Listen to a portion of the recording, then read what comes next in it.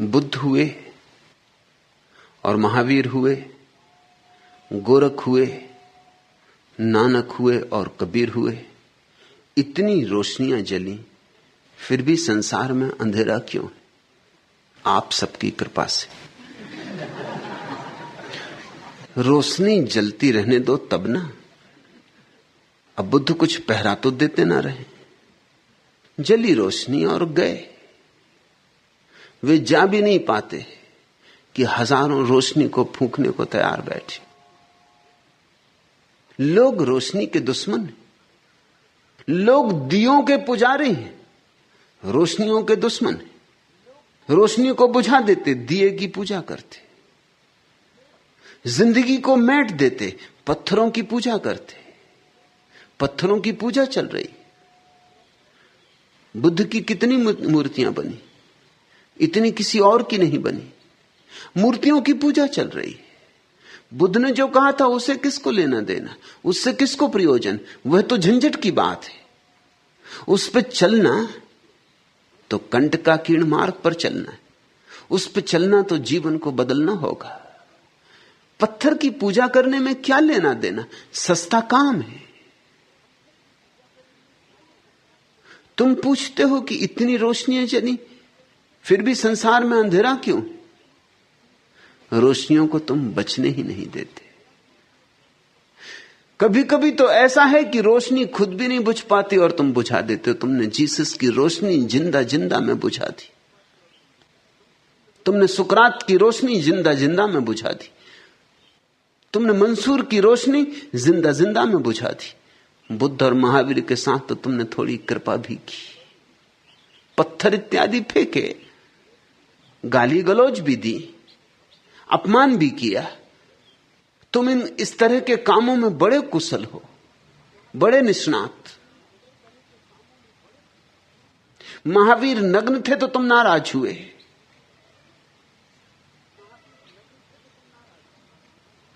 अब नग्नता में कुछ नाराजगी की बात ना थी। नग्न ही तो आते हैं हम संसार में, और नग्न ही हमें जाना है। वस्त्र तो हमने बीच में ओढ़ लिए, बीच का धोखा है। लेकिन हम धोखों को सत्य मान लेते। कल मैं पढ़ रहा था, बंबई की किसी होटल में, नई बनती होटल में, किसी ने एक जैन तीर्थंकर की प्रतिमा सामने खड़ी कर दी, 20 फीट ऊंची। अब जैन प्रतिमा, नग्न तीर्थंकर की प्रतिमा, बड़ी सनसनी फैल गई। जो जैन नहीं है वो नाराज है कि नंग धड़ंग आदमी को यहां क्यों खड़ा किया। जो जैन है वो भी नाराज है कि होटल और हमारे भगवान। बात यहां तक बढ़ गई कि कुछ भक्तगण उनको चड्डी पहना है। क्या पागल हो तुम? चड्डी? तुम्हें कुछ और न सूझा? वैसे दिन भी चड्डी वालों के चल रहे हैं। राष्ट्रीय स्वयंसेवक संघ, चड्डी दल। गुजराती में तो जैसे राजकारण, ऐसे अब उन्होंने नाम रख लिया चड्डी कारण। चड्डी, महावीर को चड्डी पहनाओगे? तुम्हें शर्म भी ना आई? फिर किन्हीं को गुस्सा आ गया कि हमारे भगवान को चड्डी, उन्होंने चड्डी फाड़ दी।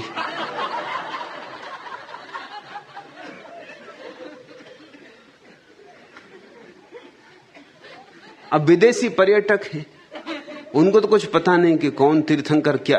वो कहते मिस्टर तीर्थंकर। मिस्टर तीर्थंकर नंगे क्यों खड़े? और उनको सारा रस उनकी नग्नता में, वो फोटो पे फोटो उतार रहे हैं। अभी बात बेचैनी की है, क्योंकि इससे भारत की प्रतिमा का पश्चिम में बहुत खंडन होगा। तो कोई और ज्ञानी जाके मूर्ति के जनेंद्री पर मिट्टी थोप आए। अब वो और भद्दी लगती, मिट्टी थोपी संगमरमर की प्रतिमा पे, मामला क्या है? अब किन्हीं समझदारों ने कुछ रास्ता निकाला, उन्होंने एक बड़ा तख्ता लगा दिया जिसमें कि सिर्फ ऊपर की प्रतिमा दिखाई पड़ती, मगर लोग इतनी आसानी से थोड़ी छोड़ते। जब से तख्ता लगा, लोगों की उत्सुकता बढ़ गई कि तख्ते के पीछे क्या है, तो लोग तख्ते के पीछे जा जा के फोटो ले रहे हैं। अब ऊपर की प्रतिमा का फोटो कोई लेते ही नहीं।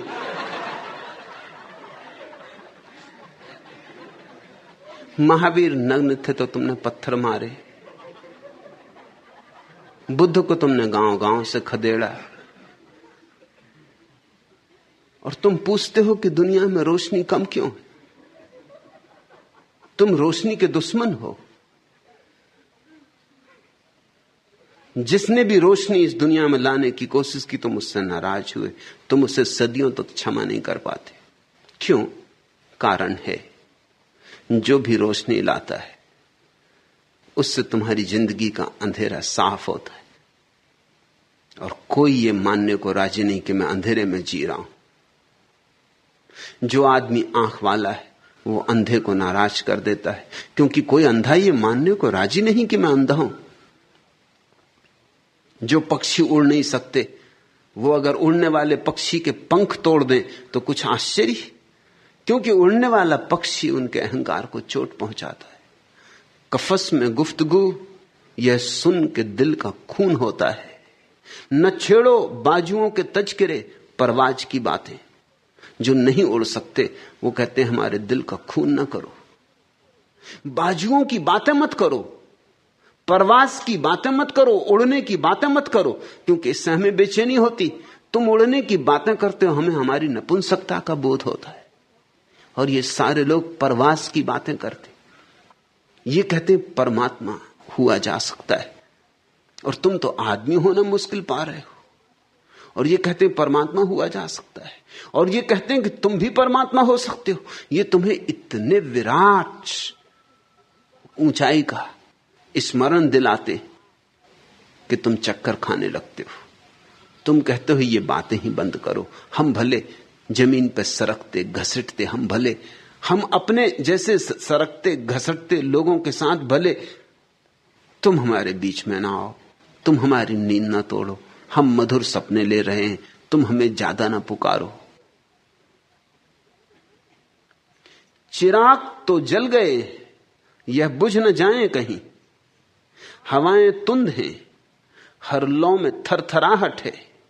यह लौ तो क्या है, लरसता है मेरा दिल दोस्त, कि लर्जा खेत फजाओं की सनसनाहट है। चिराग जल तो गए हैं, नजर न लग जाए। नजर भी उनकी कि जिनके यहां अंधेरा है। निगाहे बस से बचाना है इन चिरागों को, अभी है पिछला पहर दूर, अभी सवेरा है। चिराग जल तो गए हैं, मगर शरीर इत्फाल, उलट ना दें कहीं जलते हुए चिरागों को। सलामती जो है मंजूर इन चिरागों की, करो दुरुस्त इन इत्फाल के दिमागों को। चिराग जल तो गए हैं, हां चिराग जल तो गए। मजा तो तब है अंधेरा ना हो चिराग तले। चिराग बाम पे हो, फर्सो आसमां पे चिराग, बुलंदो पस्त में सब कह उठे चिराग जलें। चिराग जल तो गए हैं, ये बुझ न जाएं कहीं। जलते रहे, बुझते रहे। जलाने वाले बहुत कम, बुझाने वाले बहुत ज्यादा। अंधेरे में तुमने बहुत से स्वार्थ जोड़ रखे। अंधेरे में तुम्हारा न्यस्त स्वार्थ है। अब जैसे चोरों की बस्ती हो और वहां कोई चिराग जलाए तो चोर बुझा ना देंगे। चोर तो जी ही सकते हैं अंधेरे में। चोरों को चांदनी रात बुरी लगती, अमावस की रात बड़ी प्यारी लगती। उनका स्वार्थ है, न्यस्त स्वार्थ है। चिराग जल तो गए हैं, यह बुझ न जाएं कहीं। हवाएं तुंद हैं, हर लौ में थरथराहट है। यह लौ तो क्या है, लरसता है मेरा दिल दोस्त, कि लर्जा खेत फजाओं की सनसनाहट है। चारों तरफ कप कपा देने वाली आंधियां हैं, चारों तरफ हवाओं का जोर है। चिराग जल तो गए, कभी कोई बुद्ध, कभी कोई बहाउद्दीन, कभी कोई महावीर, कभी कोई मोहम्मद, कभी कोई कबीर, कभी कोई गोरख। चिराग जल तो गए हैं, मगर बड़ी तूफानी हवाएं हैं जो बुझा देने को आतुर है। और वे हवाएं तुम्हारी, वे तुम हो। तुमने बुझाए हैं चिराग, और अब तुम पूछते हो कि इतनी रोशनियां जली, फिर संसार में अंधेरा क्यों? आपकी कृपा, आपका अनुग्रह। हां, जब चिराग बुझ जाता है और बुझा हुआ दिया रह जाता है तो तुम बड़े मंदिर बनाते हो, तुम बड़ी पूजा करते हो। फिर तुम्हारी स्तुतियां सुनने जैसी। तुम मुर्दे की पूजा करने में कुशल हो, क्योंकि तुम मुर्दे हो। मुर्दों से तुम्हारी दोस्ती बन जाती, जिंदों से तुम्हारी दोस्ती टूट जाती। जीसस जिंदा तो मारो, हां मर जाएं तो फिर पूछो। आज 1/3 दुनिया जीसस को मानती, और जिस दिन जीसस को सूली लगी थी उस दिन तुम्हें पता है 3 आदमी भी स्वीकार करने को राजी नहीं थे कि हम जीसस को मानते। और जब जीसस को गोलगोथा की पहाड़ी पर उनके कंधे पर बजनी सूली को लेकर चढ़ाया गया तो वो 3 बार रास्ते में गिरे, लेकिन एक भी आदमी ने यह ना कहा कि लाओ मैं सांप दे दूं, कि चलो मैं तुम्हारी सूली ढो दूं। कौन हिम्मत करे? जब जीसस को सूली लगी, और उन दिनों जैसी सूली लगती थी, जेरूसलम में आदमी एकदम नहीं मर जाता था। 6 घंटे, 8 घंटे, 10 घंटे, 12 घंटे, कभी कभी 24 घंटे लग जाते थे मरने में, क्योंकि सूली का ढंग बड़ा बेहुदा था। हाथ पैर में खीले ठोंक देते थे, लटका देते थे आदमी को। अब हाथ पैर से खून बहेगा बहेगा बहेगा, घंटों लगेंगे। भरी दोपहरी सूली को ढोकर लाया ना, पहाड़ी पर चढ़ाना। जीसस प्यासे हैं, उनके हाथ में खीले ठोंक दिए गए। वो कहते हैं कि मुझे प्यास लगी, कोई पानी दे दो। मगर उन 1 लाख इकट्ठे लोगों में किसी एक आदमी ने हिम्मत न की कि कह देता कि लो मैं पानी ले आऊं तुम्हारे लिए। मरते जीसस को तुम पानी ना दे सके। लोगों ने पत्थर फेंके, सड़े छिलके फेंके, गालियां दी, सब तरह के अपमान किए। मरते जीसस को तुमने शांति से भी ना मरने दिया। मरते जीसस को भाले चुभा चुभा के लोगों ने पूछा कि क्या हुआ चमत्कारों का, क्या हुआ तुम्हारे परमात्मा का? तुम तो कहते थे कि तुम ईश्वर के बेटे हो, अब कहां है तुम्हारा पिता? आए और प्रमाण दे। यह तो तुमने जीसस के साथ व्यवहार किया। और फिर तुमने कितने चर्च बनाए जीसस के लिए, इतने तुमने किसी के लिए नहीं बनाए। और कितने पुजारी हैं आज? 12 लाख तो सिर्फ पादरी पुजारी हैं दुनिया में। फिर यहू प्रोटेस्टेंट अलग हैं और दूसरे चर्च अलग हैं। दुनिया का सबसे बड़ा धर्म बन गया ईसाईयत। कारण क्या हुआ? जिंदा को तो तुम स्वीकार न कर सके, मुर्दा का सम्मान कर रहे हो। शायद इसीलिए जिंदा का तुमने इतना अपमान किया कि मनुष्य जाति के प्राण अपराध भाव से भर गए। अब अपराध भाव को किसी तरह पहुंचने के लिए तुम स्तुति कर रहे हो, पूजा कर रहे हो, शोरगुल मचा रहे हो, मगर अपराध भाव मिटता नहीं।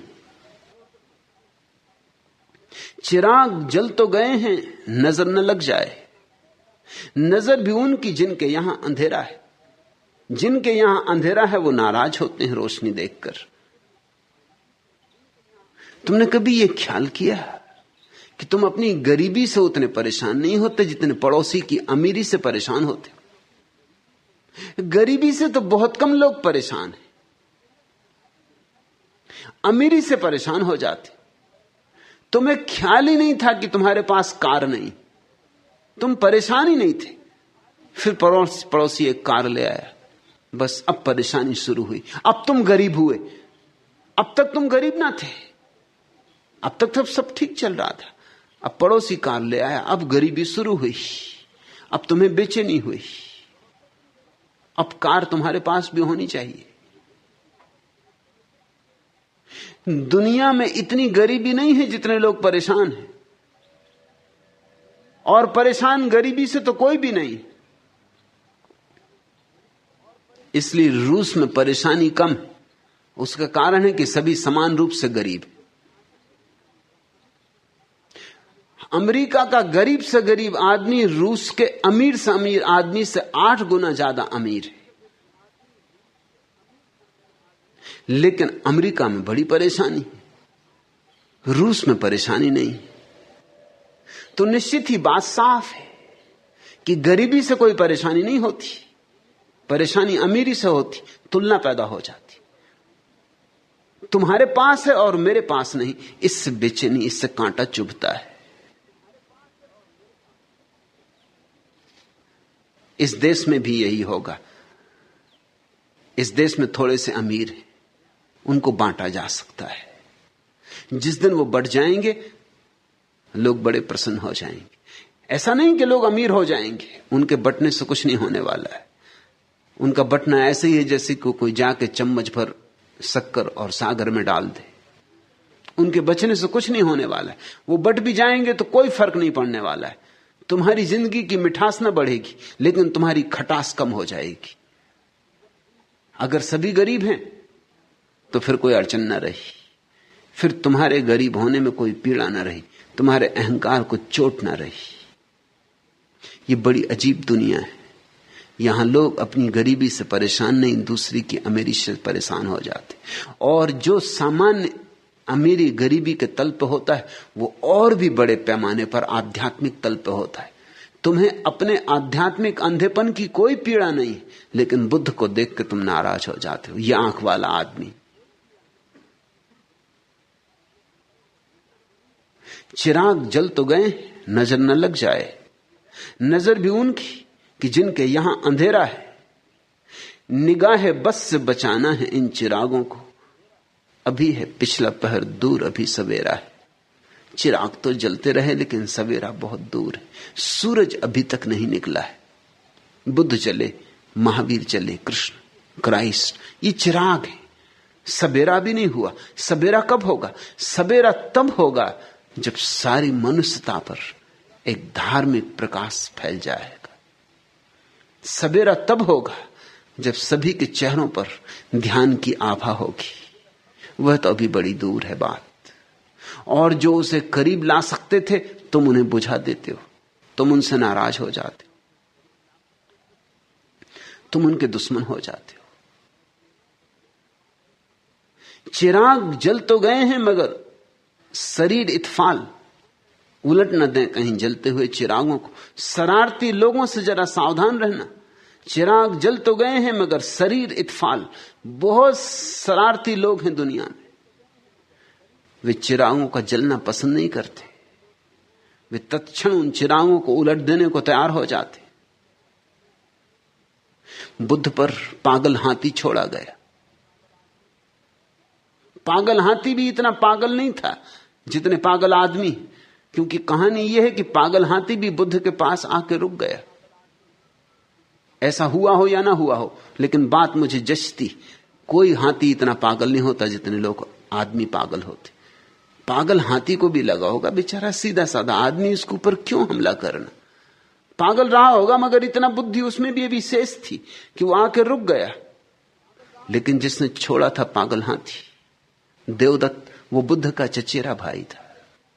चचेरा भाई, साथ साथ बड़े हुए थे, साथ साथ पढ़े थे, एक ही उम्र के थे, एक सी प्रतिभा के थे, और बचपन से ही उनमें एक कसमकस थी, एक प्रतियोगिता थी। फिर जब बुद्ध बुद्धत्व को उपलब्ध हो गए तो देवदत्त को बड़ी बेचैनी होने लगी। कि वो पीछे छूट गया। उसे भी बुद्धत्व सिद्ध करके दिखाना। अब बुद्धत्व कोई ऐसी चीज तो है नहीं कि तुम सिद्ध करके दिखा दोगे।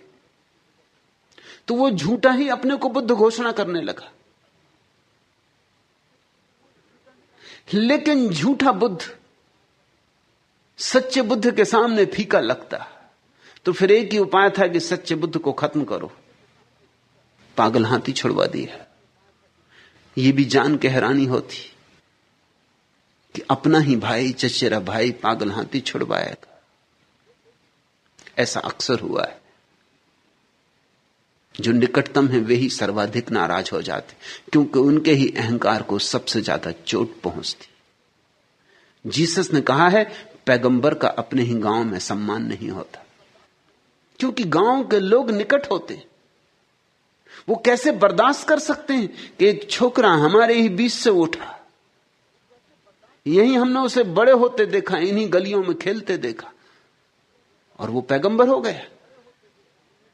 तो हम सब दो कौड़ी के नहीं, ये बर्दाश्त नहीं हो सकता। जीसस अपने गांव में एक ही बार गए ज्ञान को उपलब्ध होने के बाद, दोबारा जाने की नौबत ही गांव के लोगों ने न थी। गांव के लोगों ने जीसस पे इतनी नाराजगी जाहिर की कि सारा गांव उनके पीछे पड़ गया। उन्हें एक पहाड़ पर ले जाकर उनको पहाड़ से गिरा देने की कोशिश की, मार डालने की कोशिश की।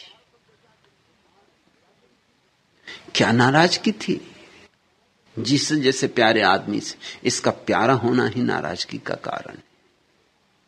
शरारती लोग हैं, दुनिया शरारतियों से भरी है।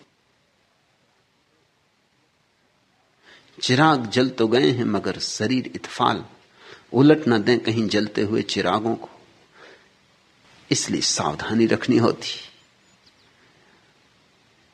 जो जानते, जो पहचानते, उन्हें बड़ी सावधानी रखनी होती कि जब कोई चिराग जले तो उसे अपने आंचल में छिपा लें, कि उसकी रोशनी काम आ जाए लोगों के, कि उस चिराग से कुछ और बुझे चिराग जल जाएं। सलामती जो है मंजूर इन चिरागों की, करो दुरुस्त इन इत्फाल के दिमागों को।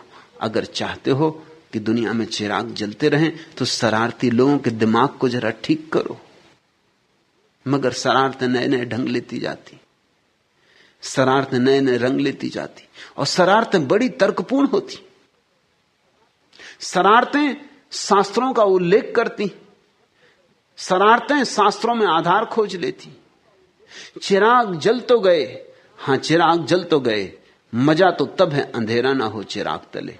और फिर एक और बड़ी अड़चन है, अगर शरारतियों से चिराग बच जाएं, आंधियों तूफानों से चिराग बच जाएं, लोगों की नजरों से चिराग बच जाएं, लोगों की बद नजरों से चिराग बच जाएं, तो फिर एक और बड़ा खतरा है कि हर चिराग के तले ही अंधेरा इकट्ठा हो जाता है। तथाकथित शिष्य इकट्ठे हो जाते जिनमें शिष्यत्व की कोई क्षमता और बोध नहीं होता। अगर उनमें शिष्यत्व की क्षमता और बोध हो तब तो चिराग के नीचे भी रोशनी हो जाए, क्योंकि चिराग के नीचे और चिराग हो जाएं। लेकिन अक्सर यह हो जाता है कि जब भी कोई सद्गुरु पैदा होता है तो उसके विदा होते ही उसकी ही छाया में राजनीतिज्ञों के अड्डे जम जाते, शरारतियों के अड्डे जम जाते। वहीं आपाधापी शुरू हो जाती कि कौन प्रथम हो। अभी तुम जान के हैरान होगे कि शंकराचार्यों के मुकदमे अदालतों में चलते हैं तय करने के लिए कि कौन असली शंकराचार्य है। अदालत तय करेगी कि कौन असली शंकराचार्य है।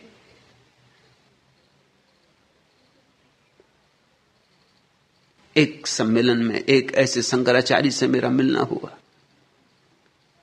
जिनके ऊपर इलाहाबाद के हाई कोर्ट में मुकदमा चलता है। दो शंकराचार्य हैं, दोनों घोषणा करते हैं कि हम असली, एक ही पीठ पर दोनों का कब्जा है। उन्होंने मुझसे पूछा कि आपका इस संबंध में क्या मंतव्य। मैंने कहा मेरा एक मंतव्य है कि तुम दोनों नकली। इतना तय है। ये भी कोई बात है कि अदालत से तुम मुकदमा का फैसला लेने चले हो तो तुम सोचते हो कि अदालत का जो मजिस्ट्रेट है 1500 रुपया तनख्वाह पाने वाला, वो पहचान सकेगा कि असली शंकराचार्य कौन है? वो तो बेचारा सिर्फ अदालती ढंग से देख रहा है। वो तो इसकी जांच पड़ताल करवा रहा है कि इसके पहले जो शंकराचार्य था उसने जो वसीयत लिखी वो असली है कि नकली, किसके नाम लिखी, किसके, दोनों के पास वसीयत है। जहां तक संभावना यह कि दोनों के नाम लिखी हो, पहले एक के नाम लिखी हो, फिर मरते वक्त आधी मूर्छा में, बेहोशी में दूसरे ने भी दस्तखत करवा लिए। तो मैंने कहा कि तुम दोनों तो शंकराचार्य नहीं, उससे यह भी तय होता कि तुम्हारा गुरु भी शंकराचार्य नहीं था। चिराग के तले अंधेरा इकट्ठा हो जाता है। चिराग जल तो गए, हां चिराग जल तो गए, मजा तो तब है अंधेरा ना हो चिराग तले। हर सद्गुरु के पीछे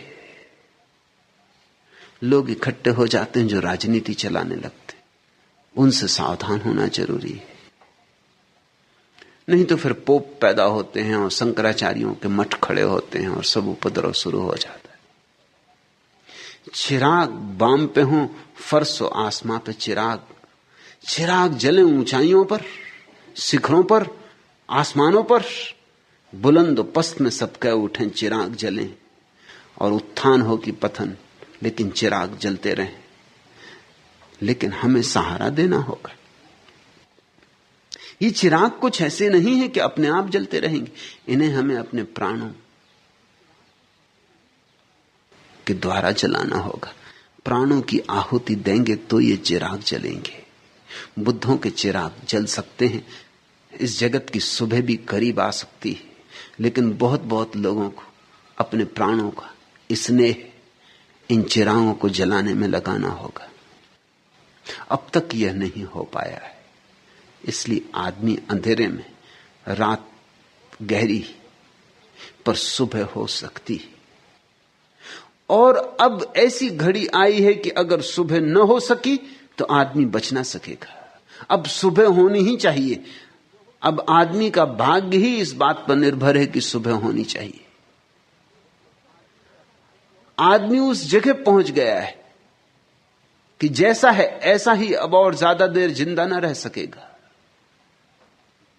गए वे दिन जब तुम तीर कमान चला के एक दूसरे को मारा करते थे। अब हमारे पास अणु अस्त्र हैं। पृथ्वी पर इतने अणु अस्त्र हैं कि एक एक आदमी 1,000 बार मारा जा सकता है। हालांकि आदमी एक ही बार में मर जाता है, इतना आयोजन करने की कोई जरूरत नहीं, मगर भूल चूक क्यों करनी? राजनीतिज्ञों ने पूरा, शरारतियों ने पूरा इंतजाम कर रखा है। कितनी दफे बचोगे? 1000 पृथ्वियां नष्ट हो सकें, इतना आयोजन है। अब अगर आदमी न बदला और सुबह न हुई तो आदमी समाप्त होगा। इन आने वाले 25 वर्ष में बड़ी निर्णायक घड़ी है। या तो आदमी नष्ट होगा और ये पृथ्वी आदमी से शून्य हो जाएगी, या फिर एक नए आदमी का जन्म होगा, एक नई सुबह। लेकिन ये जो छोटे छोटे चिराग जले, इन्हीं से आशा बनी है। गुलों की कसरत हो या कमी हो, बहार फिर भी बहार है। दिए जले बुझे मिट गए, उनकी छाया में अंधेरापन पा, यह सब ठीक। गुलों की कसरत हो, फूल ज्यादा हो कि कम, गुलों की कसरत हो या कमी हो, बहार फिर भी बहार है। कली हो चुप या चटक रही हो, बहार फिर भी बहार है। तुम्हें सौरे नजर नहीं है, बहार को हेच कहने वालों, घटा घिरी हो कि चांदनी हो, बहार फिर भी बहार है। तयूर की नगमसाजियां हैं, कहीं है कुकू कहीं है पीपी, अगर खरों से जगन कमी हो, अगर खरों से जगन कभी हो, बहार फिर भी बहार है। हवा में तुंदी भी हो अगर कुछ, उसे नमू का पयाम समझो, जो चंद पत्तों में बहरमी हो, बहार फिर भी बहार है। थोड़े पक्षी गीत गाएं, कोई कोयल कूके एक आध बार, कि कोई पपीहा बोले पी पी, और कौओं का बड़ा शोरगुल हो, तो भी बहार तो बहार ही है। तयूर की नगमा साजियां हैं, पक्षियों की गुनगुनाहट, कहीं है कूकू कहीं है पीपी। अगर खरोसे जगन कभी हो, लेकिन अगर कभी बहुत कौओं की कांव कांव भी हो, तो भी ख्याल रखना बहार फिर भी बहार है। हवा में तुंदी भी हो अगर कुछ, उसे नमू का पयाम समझो, जो चंद पत्तों में बेरहमी हो, बहार फिर भी बहार है। ये छोटे छोटे दिए जो जले और बुझ भी गए हमारे कारण, जले तो हमारे कारण नहीं, बुझे हमारे कारण, तो भी इन्होंने आने वाले महा वसंत की प्राथमिक सूचनाएं दी, इन्होंने आने वाले सुबह की पहली खबरें दी। कदम कदम बढ़ा के तुम चले, मगर एक कसर रही, कदम जरा मिले नहीं। अगर कदम मिले रहें तो चाहे सुस्त और रोभी हों, रसाई होगी एक दिन। फिर दूसरी कठिनाई यह हुई कि दिए तो बहुत जले, लेकिन दिए के पीछे चलने वाले लोग कभी इकट्ठे होकर न चल सके। हिंदू अलग, मुसलमान अलग, जैन अलग, ईसाई अलग। रोशनियों को प्रेम करने वाले लोग भी इकट्ठे न हो सके। अंधेरे में लोग लड़ते रहे, ठीक था, क्षमा के योग्य हैं। रोशनियों के नाम पे लोग लड़ने लगे, ये अक्षम्य है। कदम बढ़ा के तुम चले, मगर यह एक कसर रही, कदम जरा मिले नहीं। अगर कदम मिले रहें तो चाहे सुस्त रो भी हों, रसाई होगी एक दिन। और अगर कदम मिल के चलें तो चाहे धीमे भी चलें, तो भी एक दिन पहुंचना निश्चित है। मंजिल दूर नहीं, सुबह करीब है।